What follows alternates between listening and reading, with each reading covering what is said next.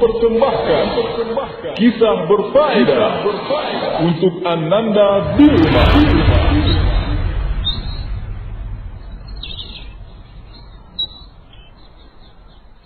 Assalamualaikum warahmatullahi wabarakatuh. Adik-adik, jumpa lagi dengan kakak. Semoga Allah selalu merahmati kita ya. Nah, sekarang kita akan melanjutkan kisah serial Sirah Nabawiyah lagi. Yuk, tidak usah menunggu lama lagi. Kita mulai ya kisahnya.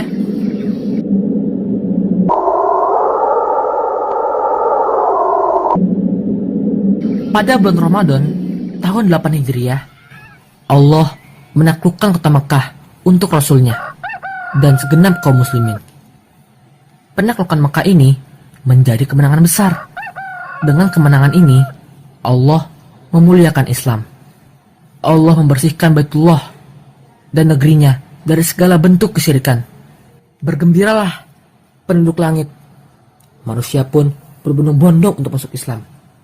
Nah, adik-adik, Rasulullah SAW berhasil masuk kota Mekah tanpa rintangan sama sekali. Dengan memakai serban hitam dan bersenjata lengkap, Rasulullah SAW memasuki kota Mekah.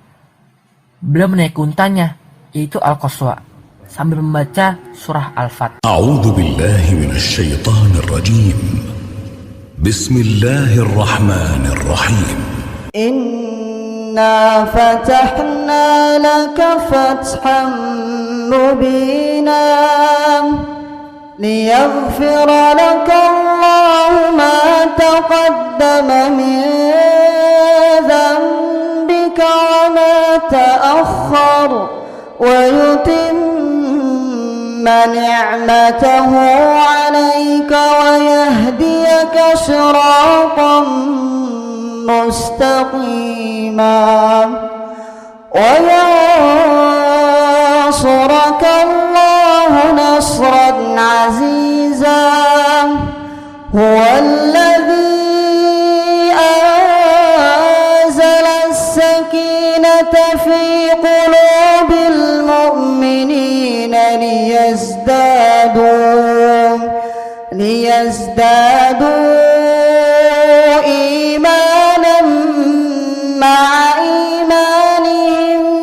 ولله جنود السماوات والأرض وكان الله عليما حكيما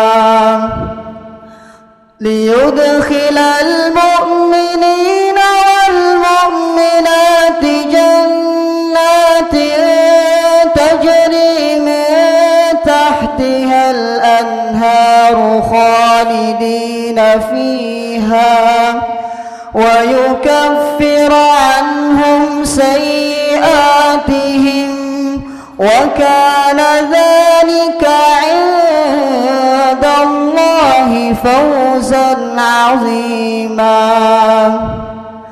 ويعذب المنافقين والمنافقات والمشركين والمشركات الظانين بالله ظن السوء عليهم دائرة السوء وغضب الله عليهم ولعنهم وأعد لهم جهنم وساءت مصيرا. Rasulullah SAW mulai tawaf di Ka'bah. Ketika itu, di sekeliling Ka'bah terdapat 360 buah berhala. Setiap melewati berhala, beliau menusuknya dengan tongkat. Berhala-berhala itu pun jatuh tersungkur. Setelah tawaf, beliau memanggil Utsman bin Tolhah. Rasulullah SAW meminta kunci Ka'bah darinya. Setelah itu, beliau pun memasuki Ka'bah bersama Usama bin Zaid dan Bilal bin Rabah radhiyallahu anhuma. Namun adik-adik, ternyata di dalam Ka'bah beliau melihat gambar Nabi Ibrahim dan gambar Nabi Ismail sedang mengundi nasib dengan anak panah. Beliau pun berkata, semoga Allah membinasakan mereka. Demi Allah, keduanya tidak pernah mengundi nasib dengan anak panah seperti ini. Beliau pun lantas memerintahkan agar semua gambar yang ada di dalamnya untuk dihapus. Setelah itu, beliau melaksanakan sholat di dalam Ka'bah. Seusai sholat di dalam Ka'bah, Rasulullah pun keluar. Beliau melihat kaum Quraisy yang sudah memenuhi Masjidil Haram. Mereka berbaris menunggu keputusan Rasulullah SAW terhadap mereka. Wahai Quraisy, menurut kalian apa yang akan saya perbuat terhadap kalian? Tanya Rasulullah. Kami berkata dengan berprasangka baik, engkau adalah saudara yang mulia, putra saudara yang mulia. Jawab kaum Quraisy. Rasulullah SAW bersabda, saya hanya berkata kepada kalian seperti ucapan Nabi Yusuf kepada para saudaranya. Tiada celaan atas kalian pada hari ini. Yusuf ayat 92. Pergilah kalian semua dengan bebas, lanjut beliau. Masya Allah. Rasulullah SAW kemudian memberikan jaminan keamanan kepada seluruh penduduk Mekah, kecuali kepada beberapa orang yang sangat keras permusuhannya terhadap Islam. Penduduk Mekah kemudian berkumpul untuk berbaiat. Mulailah beliau membaiat mereka satu persatu. Mereka berbaiat untuk mendengar dan taat kepada Allah dan Rasulnya. Setelah semua laki-laki selesai berbaiat, datanglah kaum wanita. Mereka pun ikut untuk berbaiat. Nabi SAW mengutus Khalid bin Al-Walid radhiyallahu anhu untuk menghancurkan Uzza. Adik-adik, Uzza adalah sebatang pohon yang menjadi tempat permujaan bagi penduduk Mekah ketika itu. Mereka menyembelih kurban dan berdoa di sana. Berangkatlah Khalid bin Al-Walid radhiyallahu anhu bersama 30 orang prajurit berkuda. Pasukan tersebut menghancurkan Uzza, lalu kembali menemui beliau, Rasulullah SAW. Namun, Rasulullah bertanya kepada Khalid, apakah engkau melihat sesuatu? Tidak, jawab Khalid. Kalau begitu, engkau belum berbuat apa-apa. Kembalilah ke sana dan hancurkan berhala itu, perintah Rasulullah SAW. Khalid pun mengajak pasukannya kembali. Setibanya Khalid di sana, keluarlah seorang wanita tua yang berkulit hitam dengan rambut yang terurai. Wanita itu juga tidak memakai pakaian. Juru kunci tempat pemujaan itu berseru, "Ya Uzza!" Seketika itu, Khalid menyerang wanita tersebut hingga berhasil mengalahkannya. Setelah itu, dia kembali dan melapor kepada Rasulullah. Beliau bersabda, "Betul, itulah Uzza. Dia sudah putus asa untuk disembah di negeri ini selama-lamanya." Beliau juga mengutus Amr bin Al-As untuk menghancurkan Suwa. Suwa adalah berhala yang disembah oleh suku Hudzail. Amr pun berangkat bersama pasukan kecilnya. Sampai di sana, dia melihat juru kunci di dekat tempat pemujaan Suwa. Juru kunci itu bertanya, "Apa yang kau inginkan?" Rasulullah SAW memerintahkanku untuk menghancurkan berhala ini, jawab Amr. Sungguhnya engkau tidak akan sanggup untuk melakukannya, kata juru kunci. Mengapa? Tanya Amr. Karena engkau akan dihalangi, jawabnya. Celaka kamu. Sampai saat ini engkau masih juga dalam kesesatan. Apakah berhala yang kau sembah ini bisa mendengar dan melihat? Seru Amr. Amr lalu menghancurkan berhala Suwa. Dia juga memerintahkan pasukannya untuk menghancurkan rumah tempat penyimpanannya. Akan tetapi, dia tidak menemukan apa-apa di dalamnya. Setelah semuanya hancur, Amr bertanya kepada juru kunci, "Bagaimana menurutmu?" "Saya berserah diri kepada Allah." Juru kunci itu pun bersedia untuk masuk Islam. Rasulullah SAW juga mengutus Sa'ad bin Zaid radhiyallahu anhu untuk menghancurkan berhala Manat. Berhala ini terletak di Musyallal. Sa'ad pun berangkat bersama 20 prajurit berkuda. Sa'ad pun melangkah ke arah tempat pemujaan. Tiba-tiba keluarlah seorang wanita yang berkulit hitam. Wanita itu tidak berpakaian dan berambut kusut masai. Dia berteriak sambil memukul dadanya, "Celaka!" Sa'ad pun menyerang wanita tersebut dan berhasil mengalahkannya. Dan kemudian menghancurkan semua patung yang ada di tempat itu. Begitulah adik-adik, menegakkan tauhid ini sampai ke akar-akarnya.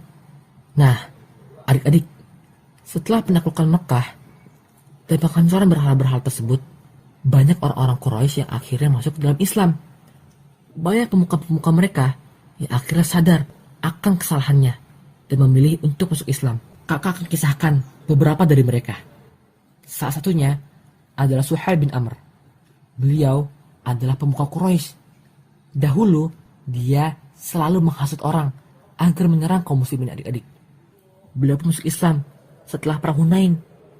Dia satu-satunya pemuka Quraisy yang masuk Islam dan menampakkan perubahan. Ia sholat lebih banyak, puasa dan sedekahnya juga lebih banyak adik-adik.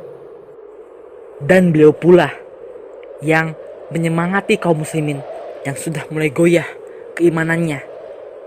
Setelah Rasulullah SAW wafat, kata-kata yang paling dikenal yaitu adalah, "Wahai penduduk Mekah, kalian adalah manusia yang paling akhir masuk agama Muhammad SAW. Maka dari itu, janganlah kalian menjadi orang-orang yang pertama keluar darinya. Siapa yang menyembah Muhammad SAW, sungguh beliau telah wafat. Namun, siapa saja yang menyembah Allah, sesungguhnya Allah Maha Hidup, tidak akan pernah mati." Tokoh Quraisy berikutnya adalah Al-Harits bin Hisham. Suatu saat, ketika ada seseorang yang berkata padanya bahwa Rasulullah SAW menghancurkan sesembahan mereka, ia berkata, "Kalau Allah tidak suka, pasti dia melawannya." Nah, sejak saat itu, ia mulai memikirkan Islam. Ternyata, dia membuktikan sendiri bahwa sesembahan mereka tidak punya apapun. Hanya Allah sajalah yang menjadi sesembahan satu-satunya. Akhirnya, dia pun masuk Islam. Lalu, ada Ikrimah bin Abi Jahal. Dia adalah putra Abu Jahal. Ya, benar. Siapa yang tidak lupa dengan kezaliman Abu Jahal terhadap Rasulullah adik-adik? Orang yang paling keras memusuhi keislaman beliau. Dia masuk ke dalam Islam berawal dari jaminan yang istrinya meminta kepada Rasulullah. Namun, atas izin Allah, hatinya menerima kebenaran itu adik-adik. Ia pun baik keislamannya dan menjadi syuhada di perang Yarmuk. Semoga Allah merahmati beliau ya adik-adik. Berikutnya adalah Safwan bin Umayyah. Dia sangat membenci Islam sejak kematian bapaknya Umayyah bin Khalaf pada perang Badar. Keislamannya berawal dari dia menghadap Rasulullah SAW untuk mendapatkan jaminan keamanan. Saat itu, beliau meminta waktu untuk berpikir selama 2 bulan. Namun, justru Rasulullah SAW memberinya lebih dari itu, yaitu 4 bulan. Setelah perang Hunain, ia masuk Islam dengan mendapat banyak hewan ternak dari Rasulullah SAW. Nah, adik-adik, masih banyak lagi kisah-kisah keislaman para sahabat. Tapi kali ini kita cukupkan dulu ya sampai di sini. Sampai jumpa lagi di audio berikutnya. Wassalamualaikum warahmatullahi wabarakatuh.